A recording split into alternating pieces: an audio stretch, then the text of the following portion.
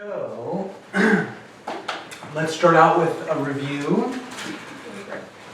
Word of prayer, yes. Yes, Katie, will you open us up with prayer? God, thank you so much for this day that you've given us. I just pray that we would be focused, have our hearts ready to learn today the truth that you have for us from Isaiah. Please just make it plain for us. We just ask for your wisdom as we seek to study today, and please honor us as honor our efforts as we try to please you with everything that we do. In Jesus' name, amen. No more. I missed the bird.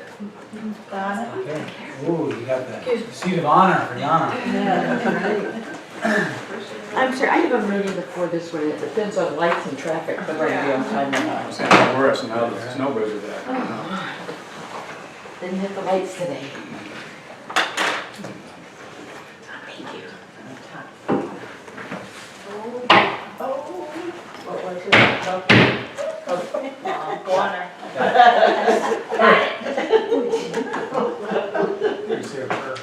So, let's start out with the review. By the way, if you don't understand something or don't hear something, please ask me about it. That would be awesome if you did that. On the other side of that is, if you don't understand something or you forget something later after the lesson, that's okay, because these themes are going to keep resurfacing and go deeper and deeper into the themes that Isaiah is trying to get across. The first week we did chapters 1 through 5, and the second week we did chapter 6. Yes. So in 1 through 5, that was, as you can see there in the review at the top of your page, that was the setting, and showed the people and the leaders have forsaken the Lord. The reason they translated the Lord is because, as you can see there is no vowels. No one knows what the vowels are in his name. So Jehovah or Yahweh are two guesses. They've forsaken him, and they are what? What word could summarize the people in 1 through 5? Rebellious. That's great. Rebellious is great. I had wicked, but rebellious or evil or bad or naughty would all get the idea across. So that was 1 through 5. And that's very important because that poses a problem for the whole book. And then chapter 6 is Isaiah's vision and call. And in mine, the box neatly fits around the words, and in yours, the boxes don't fit neatly, which is frustrating because the whole point of the boxes was to keep them visually Tidy. yes. But anyway, so the vision is the first box, and he sees the Lord, and he sees his power and his majesty, and most of all, what? Holiness. Yes, his holiness. Notice that God's power is what Isaiah sees, but it's his holiness that the seraphs are praising, and it's his holiness that Isaiah is thinking of when he sees him. They go, no, I'm undone.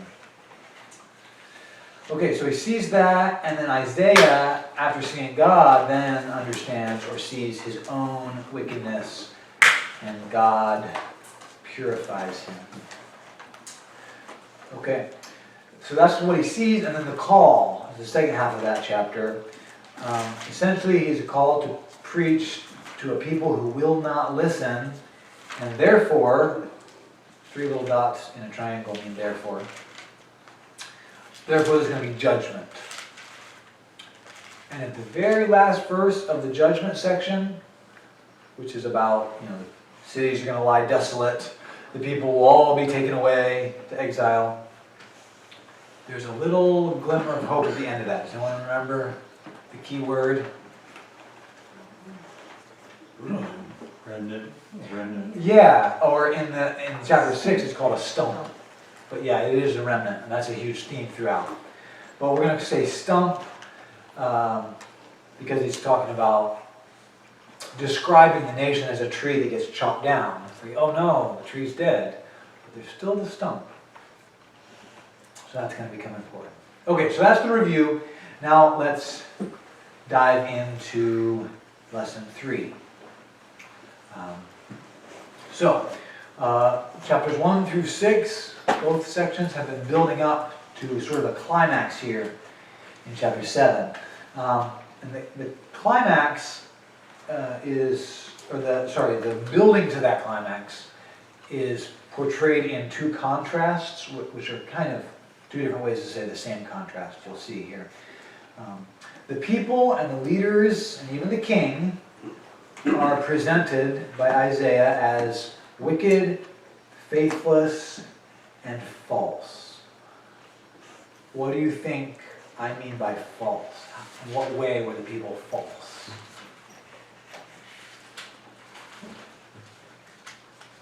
Well, I think we said in the beginning, they were still doing what they did as far as, offering sacrifice there. But in their hearts, they were not Right. trusting in the They Lord. still had the form of the religion, but not the reality of faith in the Lord. Yes. Okay, so that would be from 115. Okay, so that's a contrast to the people. Then the other contrast is to Isaiah. The people are contrasted with Isaiah. After seeing God, he is, number 1, he's humble. 2, he's in awe of God. And 3, he's willing to serve God whatever the cost. And what cost am I referring to? Their lives. That he has to preach forever. And, yes, that's right. Knowing you're not going to listen. And knowing it'll be a failure, yes. A failure in the sense that they won't listen. Yes. That's the cost. It does later cost him his life, however, that is not recorded in Scripture. That's just a historical fact.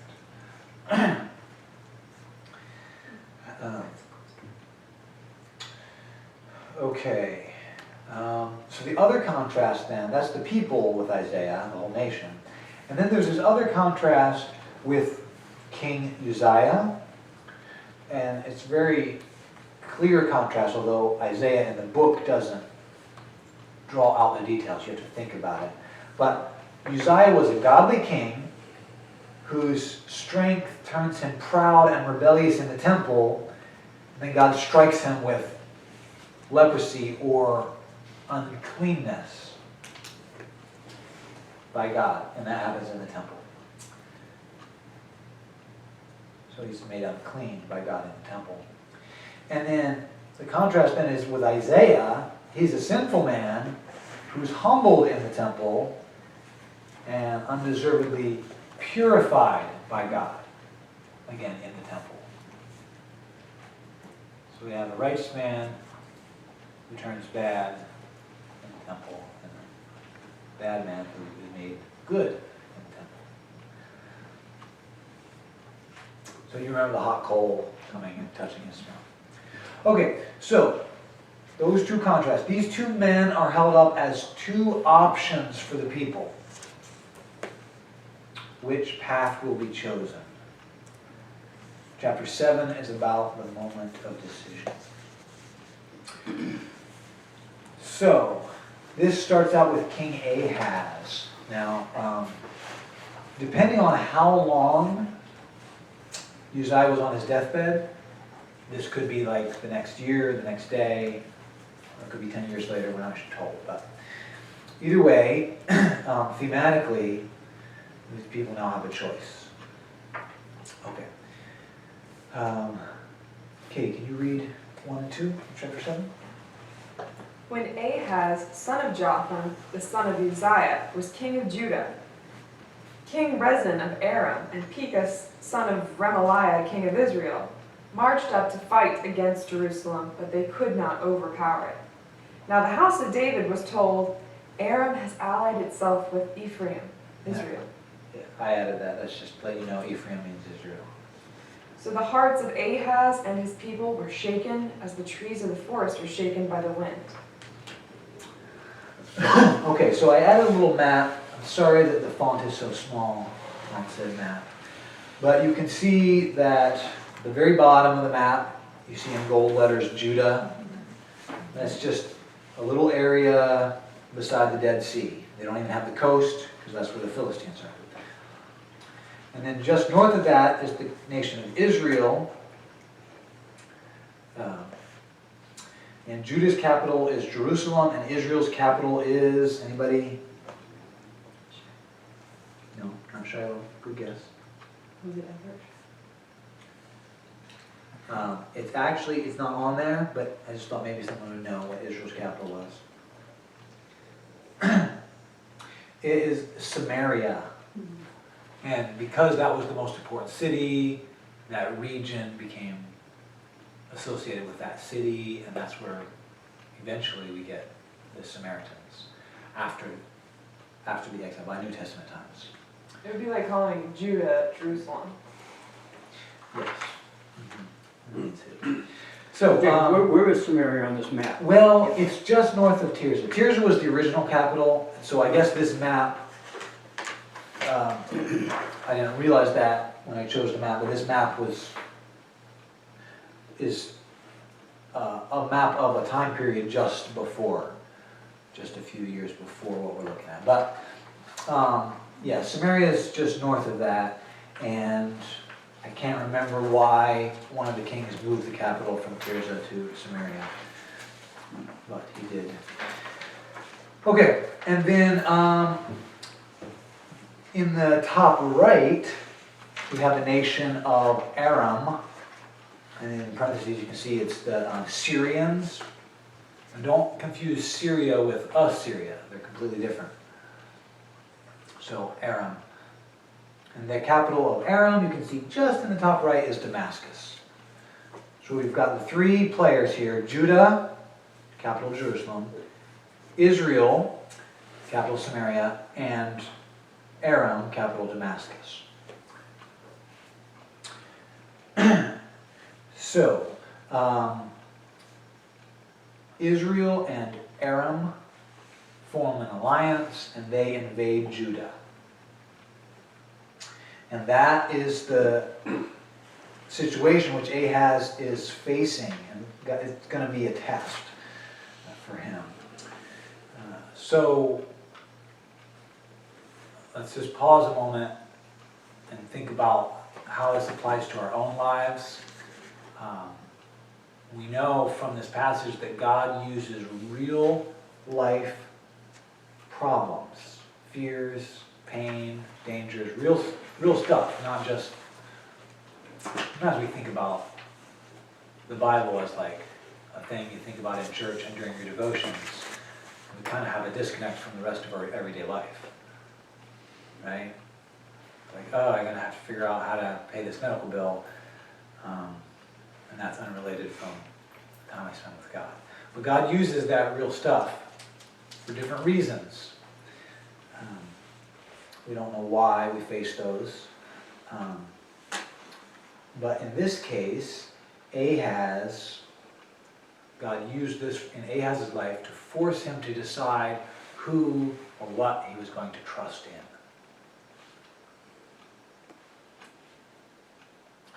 Okay. So let's see how the story goes. Next page, Katie, can you read verses 3 through 6 for us? If you're following along in your Bible, I omitted a little bit at the end of 6, just to keep it simpler. Then the Lord said to Isaiah, "Go out, you and your son Shear-Jashub, to meet Ahaz. Say to him, be careful, keep calm, and don't be afraid. Do not lose heart because of these two smoldering stubs of firewood. Because of the fierce anger of Rezin and Aram, and of the son of Remaliah. Aram, Ephraim, and Remaliah's son have plotted your ruin, saying, let us invade Judah, let us tear it apart and divide it among ourselves, and make the son of Tabeel king over it." Okay, so here's another map zoomed out. You can still see those three nations in the stoplight colors. green, yellowish, and red. And I labeled their capitals, Jerusalem, Samaria, and Damascus. But there's also a large country looming to the east, and that is Assyria, and their capital is Nineveh. There's another large country to their west, Egypt, their capital is Memphis at that time, but they don't really come into play in this chapter. Okay, now obviously you can see to the right I noted that this map is a simplification. There are lots of other little countries.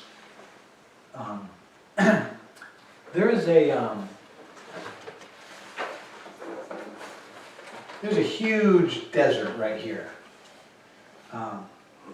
So all the countries between Africa and Asia are all crammed into this little strip here. So there's the Philistines and the Amorites and the Edomites and the Moabites and the Phoenicians, all, and probably some other peoples if you go out further north, but all right along this strip that separates Assyria from Egypt, or Mesopotamia from Egypt.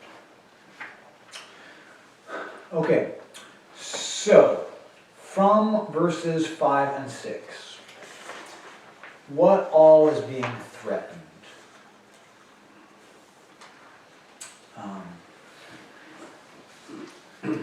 What did you say, Kim? Remaliah's son is Pekah.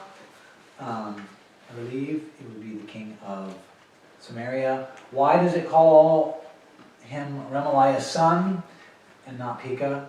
Why does it call the person they're going to put on the throne son of Tabeel instead of saying his real name? Well, there's two reasons. One, Isaiah is highlighting their lack of importance as though he can't even remember their name. You know how people say, like, oh yeah, I saw so-and-so's son. They can't think of the kid's name, right? So Isaiah is saying, these are just human beings. They do not matter. But at an even more important level, he's giving a prod to Ahaz. A king sits on a throne because of who he's the son of.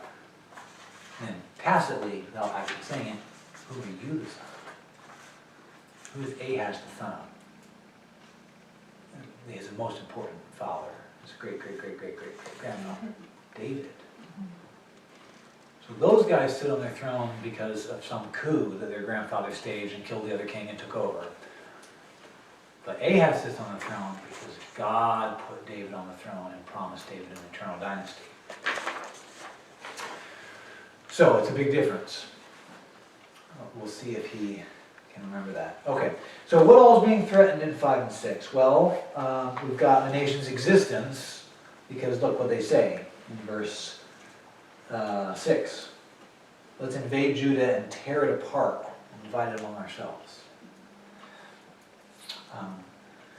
And so Ahaz has to look and say, wow, there's 2 armies out there outside my city walls.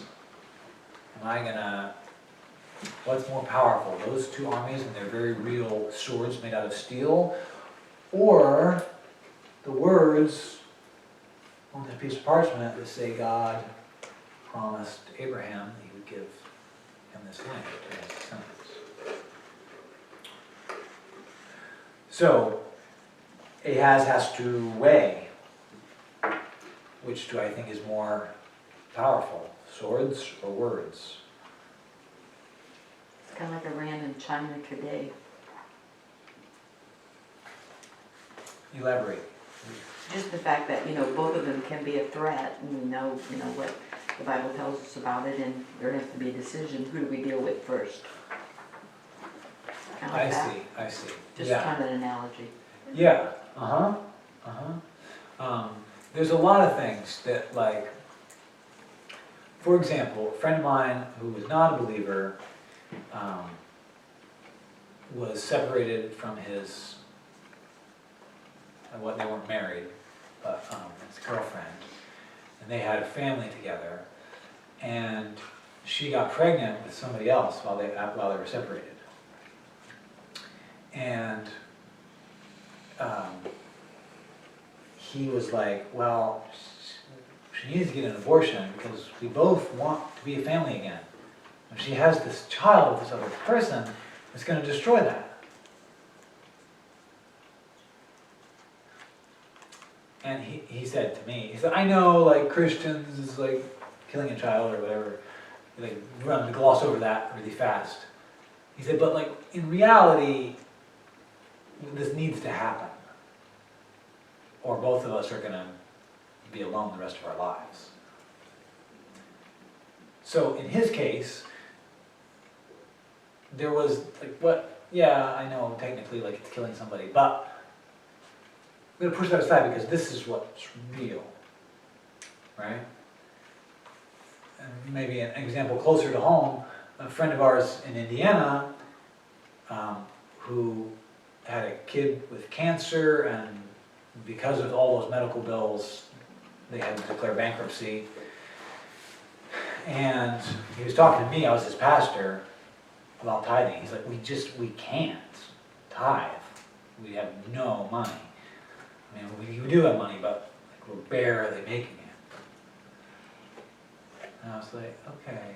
And then I didn't really say anything, but then he like kind of figured out like if I would have said something, what I would have said. He said, I mean, I guess we could just tithe and then just like trust that God will like.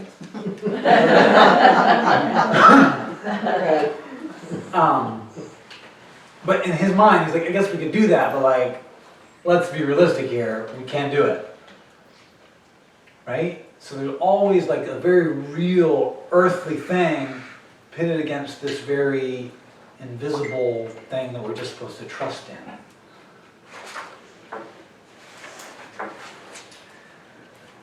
Okay, so the second threat was to David's dynasty. Where am I getting that in verse 6? Well, if Judah falls, then dynasty's in trouble. Yeah, but very explicitly there, the end of 6, I don't think the son of Tabeel is the Davidic king. no, they're going to put somebody else on the throne that's going to work for them. But still, in Jerusalem on the throne will be somebody else other than the son of David. So the dynasty is up. And that's why, you know, he goes to him. And it says, if you look back, it said, verse 2, now the house of David was told. Who's that? That's Ahab. But it doesn't say his name, it says the house of David to remind you. This is what's at stake, not just as one guy. It's the house of David that's at stake. The dynasty that's at stake. And that's a big deal because same thing. God had made a promise to David. That was the promise to Abraham. The promise to Abraham is threatened with the nations, if the nation is destroyed. And the promise to David is threatened if his dynasty is destroyed. And was anyone in the Psalms class? No? Okay, well, that's all what Psalm 89 is all about. Is what are we going to do now we lost our king? God, did you break your promise? It really looks like you broke your promise because we don't have a Davidic dynasty anymore. Okay, the third threat here is the nation's relationship to God.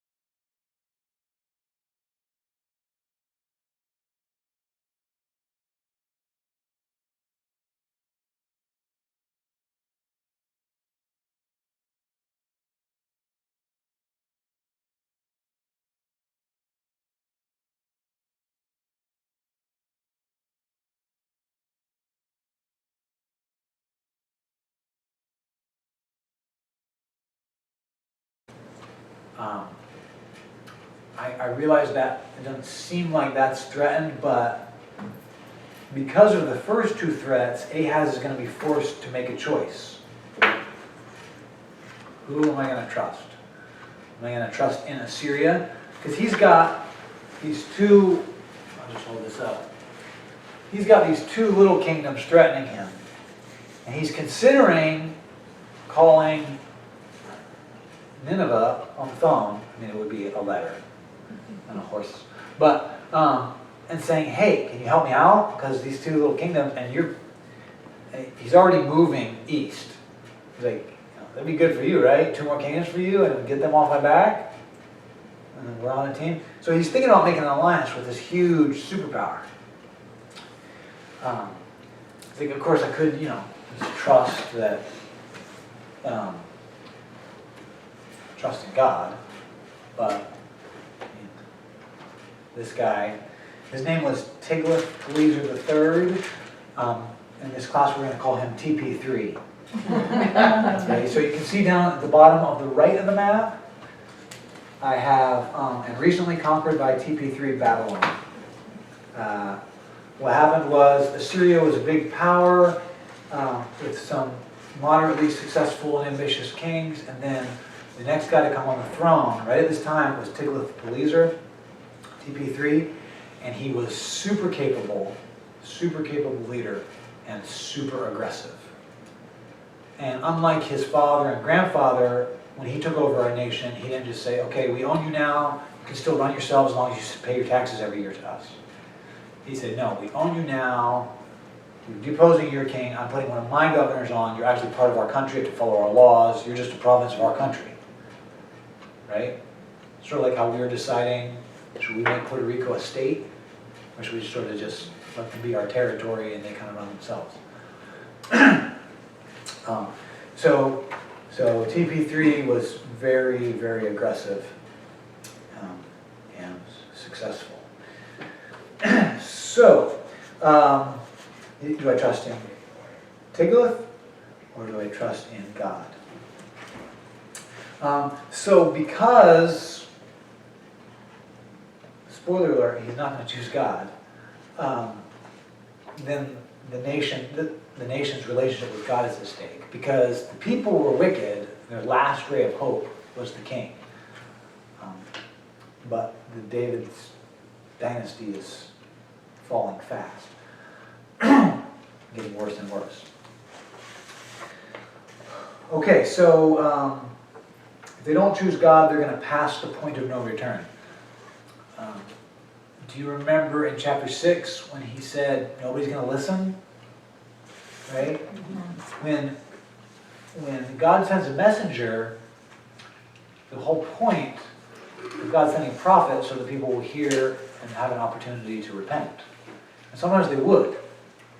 But God says to Isaiah, nobody's going to listen to you because they are going to pass the point of no return. And your message is actually just going to harden them more.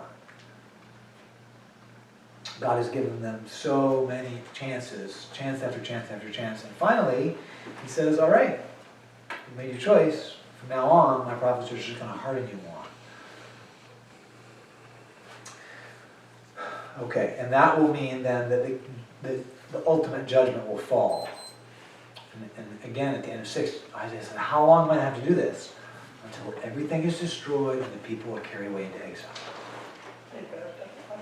So, I'm just going to close this door.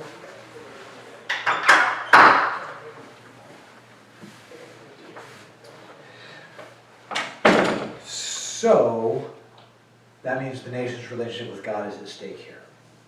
God is going to, at this moment, this decision that Ahaz has to make is going to determine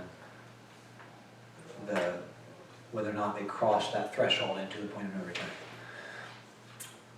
Which they will, but it hasn't happened until the next verse. And then lastly, the last threat, God's promise to make the nation a blessing and a moral guide to all nations. Think about his promises to Abraham and his covenant with the people through Moses. And if the exile happens, if the ultimate judgment happens, and they're dispersed as a people, How could that come true? How could Israel be a light to the nations? How could they be a blessing to all people? So all of God's promises here are at stake in this decision. So let's see what happens. Okay, so he got the bad news. Now, that's the bad news he got from his spies. Now he gets the news from God. 7 through, see, that didn't print, but I wrote it on theirs. Yeah, 7 through 10. No, 7 through 9. Sorry. Yet, this is what the sovereign Lord says. It will not take place, it will not happen. For the head of Aram is Damascus, Okay, so the head of the nation is their capital, and the head of Damascus is only Rezin. and the head of the capital is the king. Within 65 years, Ephraim will be too shattered to be a people. The head of Ephraim is Samaria, and the head of Samaria is only Remaliah's son. If you do not stand firm in your faith, you will not stand at all. So, I know that sounds really weird, but it's actually a really well-organized little chiasm there, which is not really important. The point is, you're worried about those two kings, those two countries. They're just, the country, just the best thing they have is their capital, and their capital, the best thing they have is a king, and they're just humans, and it's just Remaliah's son. You're the son of David, who has a promise from me. They have city walls, you have a God who is almighty. If you don't stand firm in your faith, you will not stand at all. So, his advisors say, look, the situation is really bad. His prophet says, the situation is fine. And, because he's in a tight spot, God offers this to help him. Verse 10 and 11. Again the Lord spoke to Ahaz, ask the Lord your God for a sign, whether in the deepest depths or in the highest heights. Why does God offer him a sign? First of all, what is God saying there by offering that sign? What does that actually mean? Totally forgotten. Letting them know I'm still with them. Yeah, what did you say? I haven't totally forgotten. Yeah, like I realize that this is hard for you. I'm still with you. Just ask a sign.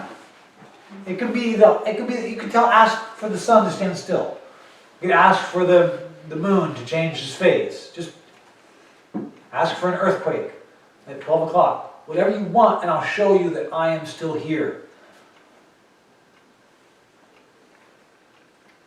God understands that it's difficult for Ahaz to trust because he's caught between two very real fears. Am I going to anger these two nations, the small nations that are right next to me? Or am I going to anger Assyria? The reason they were attacking, I should have said this earlier, the reason they were attacking is because everyone knew Assyria had ambitions to come down the coast of Palestine. And so Pekah and Rezin got together and they said, hey, let's form an anti-Assyria alliance. And let's get all these little kingdoms. Let's get the Philistines and Judah and all these little kingdoms. And we'll be a pretty powerful thing if we all ally. And so they went to Ahaz, king in Jerusalem, and said, hey, join our anti-Assyrian alliance. It's a defensive thing. And he said, no. And so they say, okay, well then we're going to attack you and take you over and put our own guy on the throne, and he will join the anti-Assyrian alliance. So he's like, I don't want to do that because Assyria is really scary, and I have a feeling that even all of us together can't stand up to Assyria, which was true, as history will bear out. So he's caught, do I anger these two kings that are back in my backyard, or do I anger the big bad guy that's down the street? So he feels like he's caught between a rock and a hard place, and his prophet comes along and says, don't worry about any of that. Don't be afraid of any of them. Just trust me, that's all you have to do. And God's saying, I understand that it's difficult for you to trust me, so just ask a sign. Verse 12. But Ahaz said, I will not ask. I will not put the Lord to the test. That's his choice. When Isaiah comes on, he's like, I'm not going to ask. I will not put the Lord to the test. He's referencing an Old Testament verse. Anybody know? This verse was also referenced when Jesus was tempted in the wilderness. Don't put the Lord your God to the test. But also, just like that story of Jesus and the devil with temptation, when the devil quotes a Bible verse for selfish, evil reasons, it's the same thing Ahaz is doing here. See, I'm not going to ask for a sign. I'm not going to put the Lord to the test. From the Bible, see, I'm being good. But that was fake, a fake reason, and you'll see in the next verse, go to 13. Then Isaiah said, "Hear now, you house of David. Is it not enough to try the patience of humans? Will you try the patience of my God also?" Okay, so you can see then that Isaiah / God are angry at that answer. So you have to ask yourself, what was wrong with his answer? Why is his answer essentially rejecting God? If God came to me and said, hey, you're in a tough spot, you can just trust me and I'll provide a miraculous sign for you, I would be like, awesome, that will be great, yes. Make a star fall and land in my backyard. Or something, anything. Why would he say, no, I don't want a sign? It's really difficult, but it makes sense. I just want to see if anyone can get it. Why would you ever say, no, I don't want a sign from God? Because he doesn't want to listen to God? Yes, because if God provides a sign, it's proof that he should do what Isaiah is saying. But he's already decided not to trust in God. He's already decided to send that letter to Assyria, to Tiglath-Pileser the Third, TP3. And he's going to trust in him.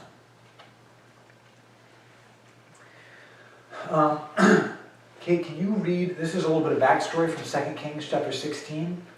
Go ahead and read that little passage. Ahaz sent messengers to say to Tiglath-Pileser, king of Assyria, "I am your servant and vassal. Come up and save me out of the hand of the king of Aram and the king of Israel who are attacking me." And Ahaz took the silver and gold found in the temple of the Lord and in the treasuries of the royal palace and sent it as a gift to the king of Assyria. The king of Assyria complied by attacking Damascus and capturing it. He deported its inhabitants to Kir and put Rezin to death. Okay, We find out what he did. what's that? Find out what his choice was. Yeah, he had already decided he was going to trust TP3 because he's shown himself, he's doubled the size of his kingdom in just a few years on the throne. So he's looks pretty capable to Ahaz. Plus, since Assyria is coming down this way towards us anyway, and he takes over these kingdoms, we'll get them off my back, and I'm already his vassal, so I'm good. All I lose is my gold, but I stay king, I keep my nation, everything's great. So it seems like a pretty good plan to him. Only problem was God told him not to do it. And if he accepts the offer for a sign, then God's proving, well, really in his mind, Isaiah's proving that he really is speaking for God and that he can't go through with his plan.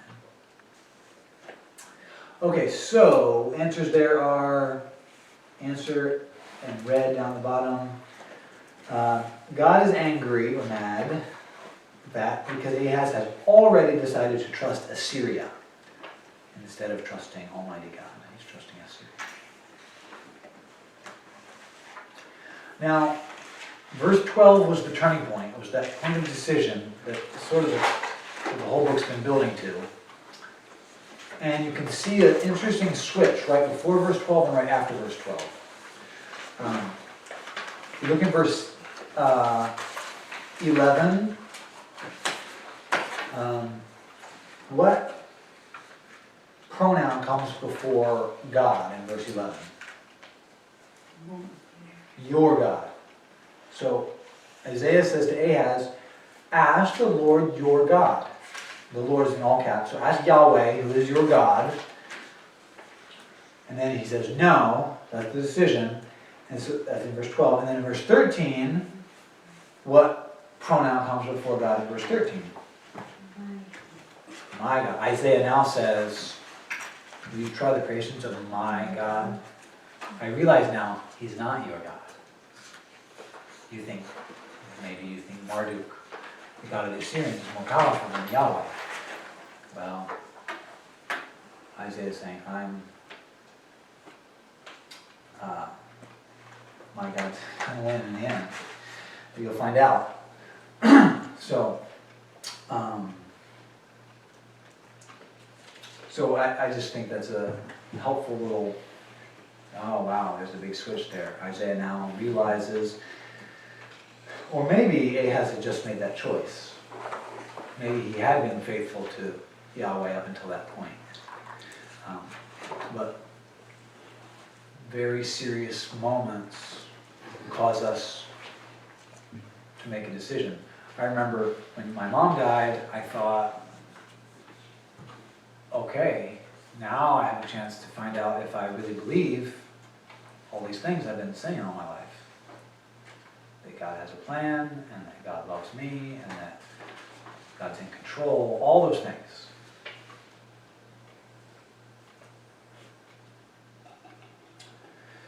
Okay, so this was the last straw. Past the point of no return. And now Isaiah says, fine, you don't want a sign, you reject God, well then God himself is going to give you a sign. So go ahead and read 14 through 17. Therefore the Lord himself will give you a sign. The virgin will conceive and give birth to a son, and will call his name Emmanuel.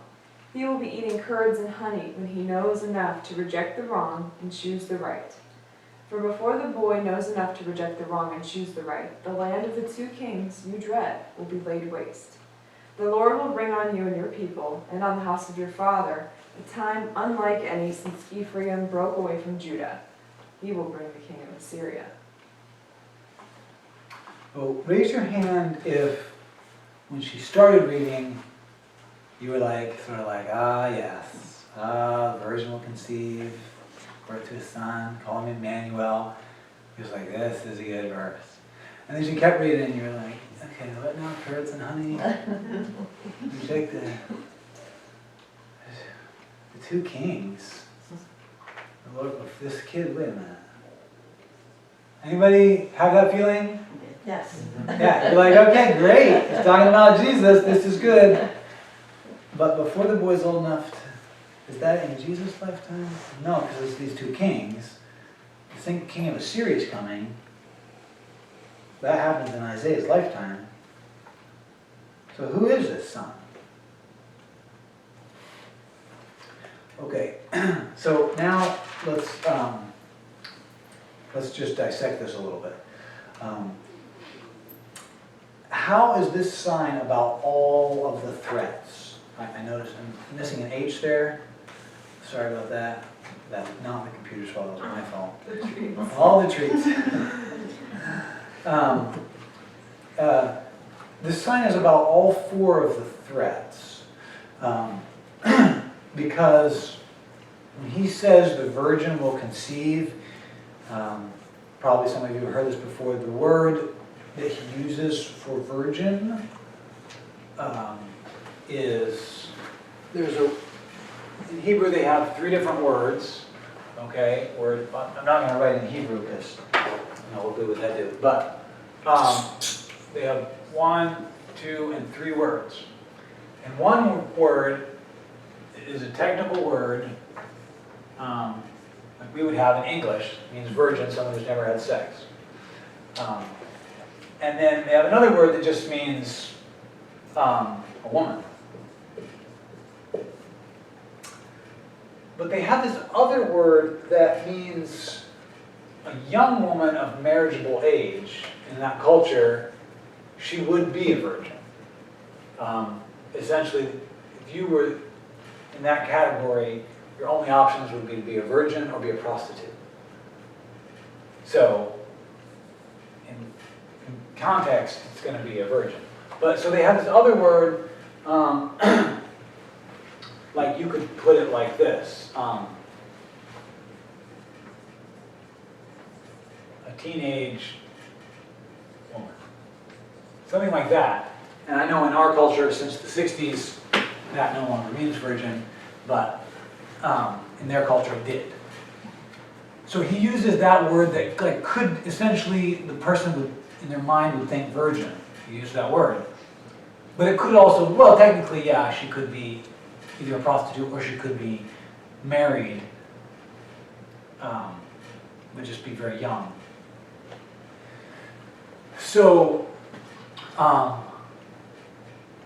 so he uses that word that's more ambiguous, that could be translated a couple different ways in English. My translation of there is not a good one, but anyway, he uses the ambiguous word because it has an immediate fulfillment and an ultimate fulfillment. And the immediate fulfillment is in Isaiah's young wife. And ultimate fulfillment is in Mary, who actually was a virgin who had a son. So let's look at that, how that happened. So the sign is about all four threats because the human son, yeah, if you want to read 8. I mean, we've got time this time. That's true, we're not, wow. This is so good. I had like a whole lot more things to say, and she was like, no. We always Always run out of run out of time, it's very time. disconcerting. Cut some of this stuff out. So, Yeah, just to talk about this human son that verse 14 is talking about. Can you just describe it a yeah, little? because verse 14 is going to talk about it's talking about two different fulfillments. The sign's going to be for now, and the sign's going to be for the future. Go ahead and read 8, 3, and 4. Then I, Isaiah, went to the prophetess, and she conceived and gave birth to a son. And the Lord said to me, name him Maher-shalal-Hashbaz. Before the boy knows how to say, my father or my mother, the wealth of Damascus and the plunder of Samaria will be carried off by the king of Assyria. Okay. So the two capital cities, Damascus and Samaria, will be plundered. Now, so a couple little fun facts. This is the longest name in the Bible. So if you're ever playing Bible trivia, Isaiah's son, Maher-shalal-Hashbaz. We almost named Salem that, but But it didn't fit on the birth certificate.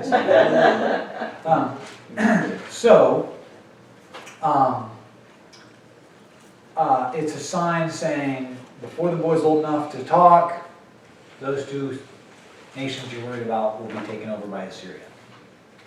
And his name means quick to the spoils, quick to the plunder. And he says, because two nations you're worried about will be plundered, will be spoiled by Assyria. So that's the human fulfillment, the human son he's talking about. And that means that all four threats will come true. Because, guess what? You chose wrong. You chose to trust in Assyria, and Assyria is going to come down the coast and plunder not just them, but you too, everybody. So all those threats you were worried about, because you didn't trust me, they all ended up coming true. Oh, they're listed there below. The Davidic dynasty becomes broken because they're taken into exile. The nation has failed to be a light to the world. The nation is destroyed, and the relationship with God is broken because they chose not to trust in Him. So the human son essentially is a sign that all of those threats actually happened to them. And they weren't just empty threats. But it's also, because the word is ambiguous and can mean literal virgin, it also is referring to its ultimate fulfillment in the divine Son. Can you read 9, 6, and 7? For to us a child is born, to us a son is given, and the government will be on his shoulders, and he will be called Wonderful Counselor, Mighty God, Everlasting Father, Prince of Peace.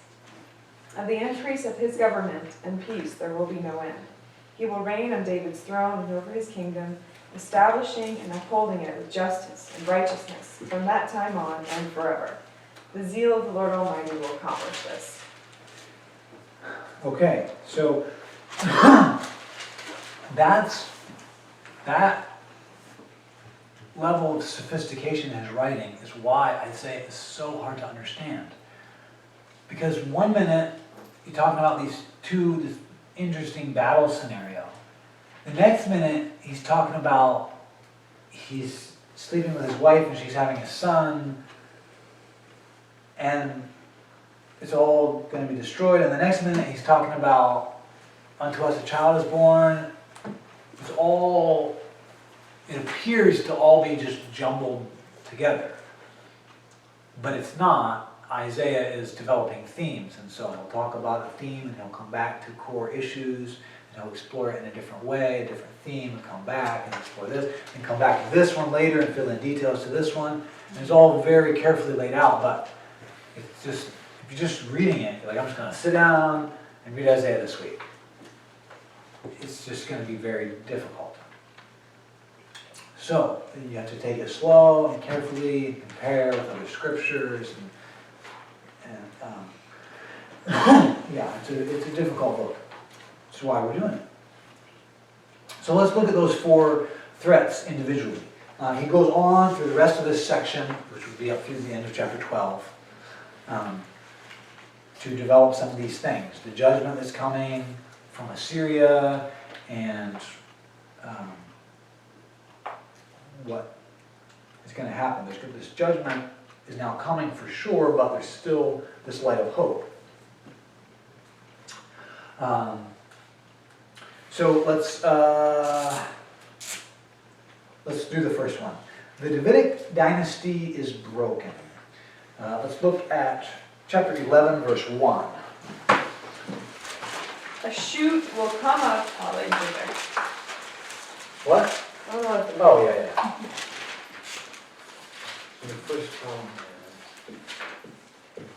A shoot will come up from the stump of Jesse, from his roots a branch will bear fruit. Okay. So we're talking now about how the divine Son is going to remedy these. Yes. Can you say that louder? Yes. We're talking now about how the divine Son, We talked about Isaiah's son and how all 4 threats came to reality. that have happened, but they will be remedied. So this section talks a lot about the judgment that's coming, but all the judgments will be remedied, so there is hope. And they all have the same remedy. And so what happened was they had this nice big oak tree, right? Here's a little person standing by the oak tree. And he said, you better watch out, all these things, you better trust me, or something bad's going to happen. And what happened was they came along and they cut it down. And so the tree is dead. But there's still the stump. Here's the best stump I can draw. Okay? No, there is. It's an old tree, so there's lots of rings. Okay? So there's still the stump. Now compared to the tree, it's essentially like non-existent, right? You don't go out and be like, oh, I love your trees, and they have like a couple real low stumps in their yard, right? It's just like a tripping thing in your yard. But there's still the stump there, and so go ahead and read 11:1. A shoot will come up from the stump of Jesse. From his roots a branch will bear fruit. Okay, so a little shoot's going to come out of the stump, and guess what? It's going to bear fruit. Now, the stump of Jesse. already talked about how, in chapter 6, how the stump represents the glimmer of hope in a bad situation. So who's Jesse? David's father. Jesus' father. Yes, yes, David's father. So Jesus' great-great-great-great-great-grandfather. And so, now David's dead and in a tomb, and so is Jesse. So this shoot that comes out of the stump of Jesse is who? It's a really easy answer. Jesus. Jesus. So, yeah, so Jesus is going to come from the stump. Okay, that's the Davidic dynasty. This divine son is going to remedy that problem. There will be a Davidic king who will rule on David's throne forever. Okay, another threat was that the nation would fail to be a light to the world. You know, like he promised your sense that you'll be a blessing to all peoples. And Moses, you're going to be a guide. Look at 11 verse 10. In that day, the root of Jesse will stand as a banner for the peoples. The nations will rally to him, and his place of rest will be glorious. Okay, so he's going to have a banner. I don't know how to draw a banner, but... Okay. That's like a banner blowing in the breeze. You can see. Understand that? Okay, and it's, what did it say? To all the nations? Like, come to... Banner for the peoples, the nations will rally to him. Okay. I'll just put Zion in here. Rally here. Rally here to Zion. Okay. So that little shoot is going to be a light banner to all the nations. And what did it say? They're all going to rally there. We're going to explore that theme more next week, hopefully. You know, in the King James it mentions the Gentiles also. Yeah. When the NIV or another translation says nations, that means Gentiles because there's only one nation that's not Gentile, and that's the Jewish nation. So anytime you talk about nations plural, you're talking about At least some Gentiles. yeah, at least some Gentiles. Yeah, it's very unusual to have a word that means everything except this one thing, Gentile, right? It's kind of a strange. I just like the way it said truth. It said something as an sign or signal of the people. To it shall the Gentiles seek. I just thought that was neat. Yeah. See, yeah, they're going to come there. They're going to seek it. They're going to rally there. Good. Okay. The next problem was that the nation was destroyed, and they were carried off.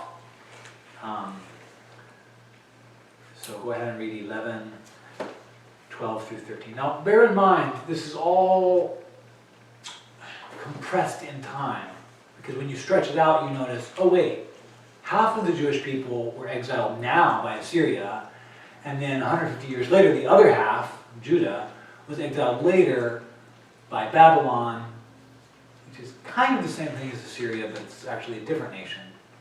But they're all over there in the east. So it's a little bit convoluted, but you'll see in this verse that even putting those two things together, the remedy is still the same. Go ahead and read 11 verses 12 and 13. He will raise a banner for the nations and gather the exiles of Israel. He will assemble the scattered people of Judah from the four quarters of the earth. Ephraim's jealousy will vanish, and Judah's enemies will be cut off.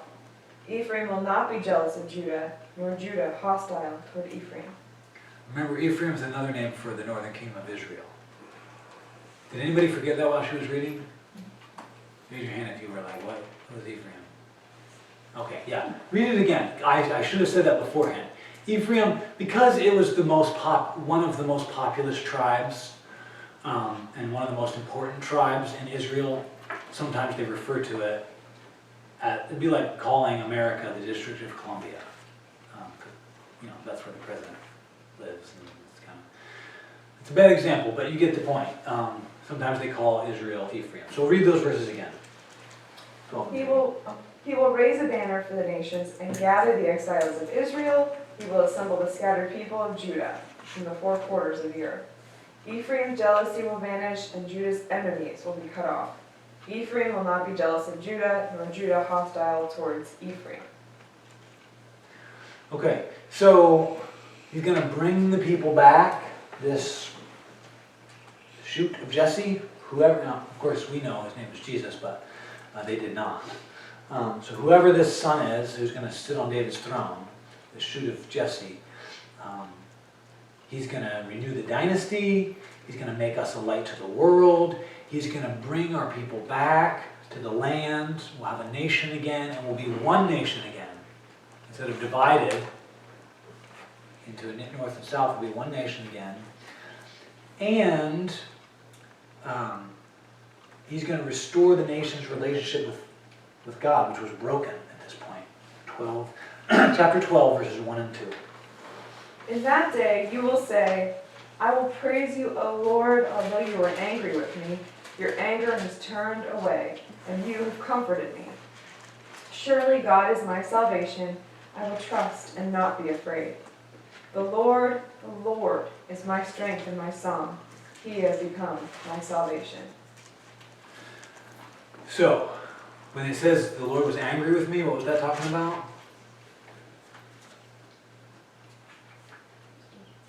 The judgment, which was what? The exile, yes. But he's going to bring us back, and we're going to be his faithful people once again. So the stump, which represents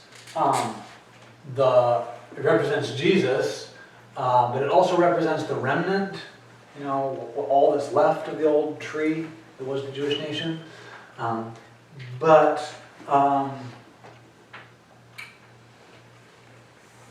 We didn't talk about this, but the stump was also burned, because when you cut down a tree, you try to burn it, so it's totally gone, so you can plow your field. It's been refined now, and the remnant is not just anybody who's left of the Jews. The remnant is those who are left who believe. So, in this section, Isaiah is moving from, if you're Jewish, you're God's people, to if you're Jewish and you trust in God, you're God's people. You're the holy remnant. So it's just what do you call that? Narrowing his categories a little bit. So that's it. Any questions? Comments? Could we just maybe title, like on the very first page, we had the setting was week 1, Isaiah's vision and call was last week. This would be chapters 7 through 12. Do you want to give a title to this one? Yes, that is good.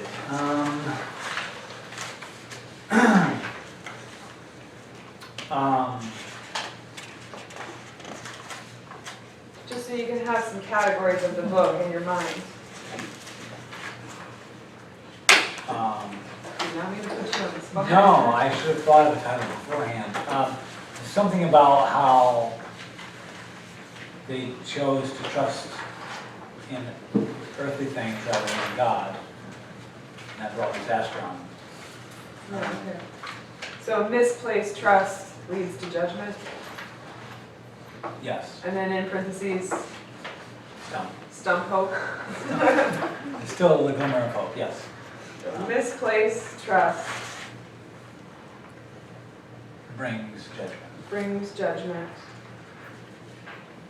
And then in parentheses, Stop. And then just make like a little sparkle. That's the glimmer of hope.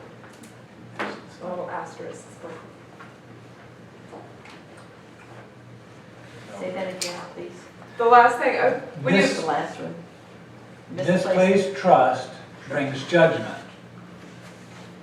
And then in parentheses after that, just put stump. And there's a little sparkle there Because that's the glimmer It's of. a glimmer of hope that someday, 700 years later, someone will come and put it all right.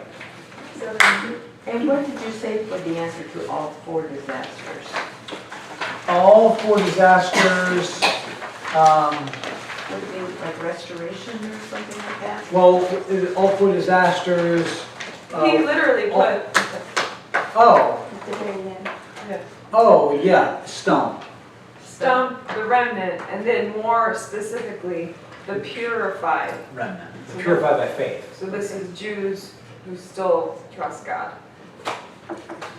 Not just Jews who are left over, but even among them, Jews who trust God.